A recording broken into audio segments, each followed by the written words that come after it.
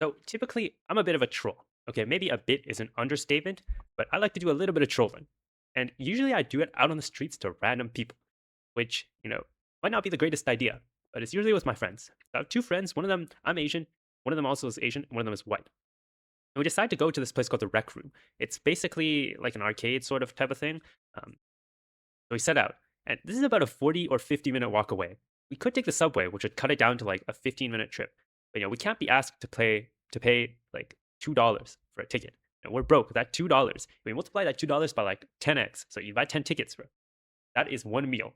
So we can't be doing that. So we decide to walk. And during the walk, we pass through this neighborhood. Um, it's called Chinatown. Typically, there's Chinese people there, as name implies. And we go through there, and usually there's like some homeless people. They're asking for money. We just kind of walk past, and there's usually a lot of like Asian people that are handing out flyers for certain protests or like certain events or something. And one of them walks up to me because I'm Chinese, bro. I'm Asian. So she walks up to me. She tries to hand me this flyer. In that moment, for some reason, I had the genius idea. I don't know why I said this, but I decided to say, "Sorry, I don't speak English."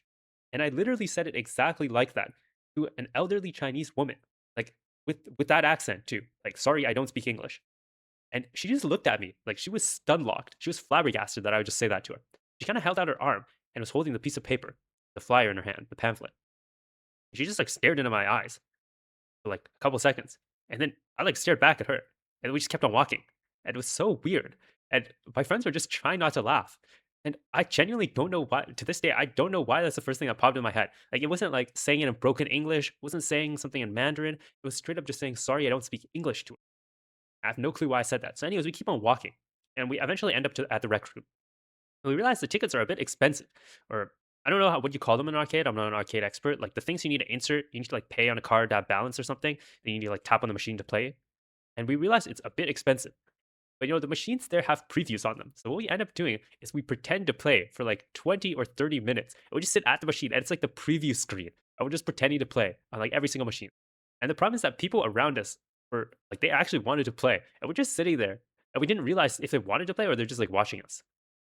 So we started getting a bit uncomfortable. So we eventually left. And there's this train station outside. Luckily, that was free. So we went and looked at the train station.